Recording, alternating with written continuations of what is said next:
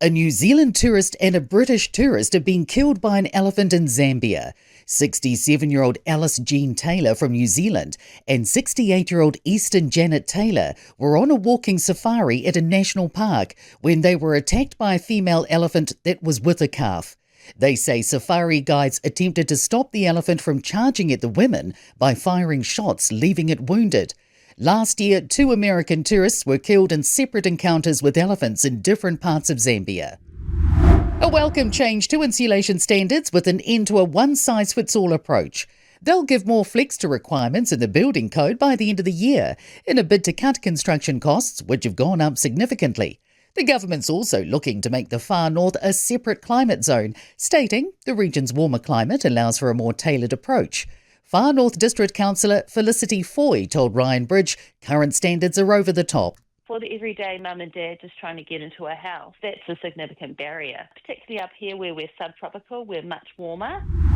More rain's on the way for most of the country today, with orange warning still in effect in Bay of Plenty and Gisborne District. Slips are blocking State Highway 4 between Whanganui and Retihi. Flooding and slips have affected several Taranaki roads, including State Highway 3 at Awakino and State Highway 45 at Manaia.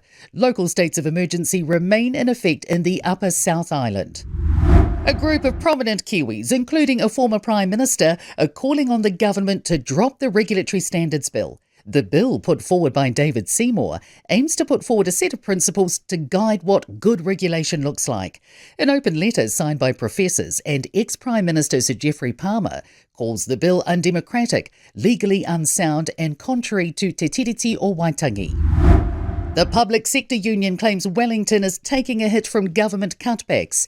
Latest Cotality figures show Wellington house prices have dropped 0.5% in the past year, despite national prices rising 0.2%.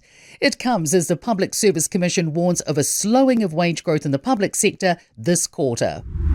Confidence in Dunedin's event scene as the threat of Christchurch's new stadium looms. The first All Blacks test of the year takes place at Forsyth Park Stadium tomorrow, one of the biggest events on Dunedin's calendar. Dunedin venue CEO Paul Dawn says he's already thinking many years ahead. The All Blacks is so important to the culture here in the south and in Dunedin in particular, so we will do our very best to continue to put our best foot forward, but we've also got to think about other events constantly.